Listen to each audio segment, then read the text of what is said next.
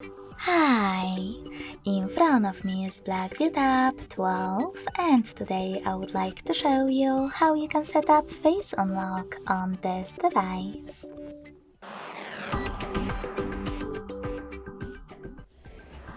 First of all, go into Settings and scroll down just a bit to access Security.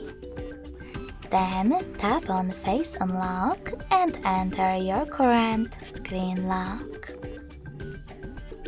Now choose More at the bottom right corner of this window. Click on Agree and tap on Start. Remember to keep your face in frame.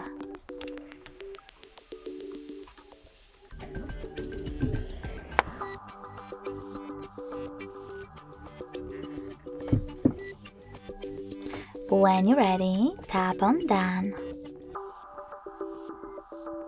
So now when I switch off my screen, then turn it back on, I can see that Face Unlock is working properly.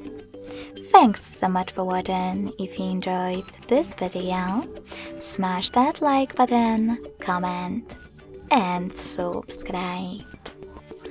Bye!